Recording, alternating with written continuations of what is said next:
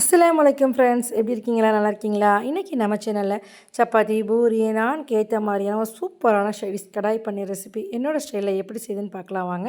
ஒரு பேனை ஹீட் பண்ணிவிட்டு 2 டேபிள் ஸ்பூன் மல்லி, 1 டேபிள் ஸ்பூன் ஜீரகம், 1/2 டீஸ்பூன் மிளகு, 2 வரமிளகாய், ஒரு பிரியாணி இலை, ஒரு துண்டு பட்டை, 2 கிராம்பு, 2 ஏலக்காய் சேர்த்து வறுத்துட்டு இந்த மாதிரி பவுடர் பண்ணி எடுத்துக்கலாம். ஒரு மிக்ஸி ஜாரில் 10 முந்திரி ஊற வச்சு எடுத்துருக்கேன். 2 பெரிய தக்காளி சேர்த்து நல்லா ஃபைன் பேஸ்ட்டாக அரைச்சி எடுத்துக்கிட்டேன். இப்போது ஆனியன், கேப்சிகம் ரெண்டையுமே இந்த ஷேப்பில் கட் பண்ணி எடுத்துருக்கேன். இப்போ ஒரு பேனை ஹீட் பண்ணிவிட்டு 2 டேபிள் ஸ்பூன் ஆயில் சேர்த்துட்டு கட் பண்ணி வச்சுருந்த ஆனியன், கேப்சிகம் சேர்த்துட்டு கூடவே பன்னீரையும் சேர்த்துட்டு 1/2 டீஸ்பூன் உப்பு, 1 டீஸ்பூன் மஞ்சள் தூள், 1 டீஸ்பூன் மிளகாய் தூள் சேர்த்து நல்லா ஆயிலேயே ஒரு 5 மினிட்ஸ்க்கு அதை ஃப்ரை பண்ணி எடுத்துக்கிட்டேன்.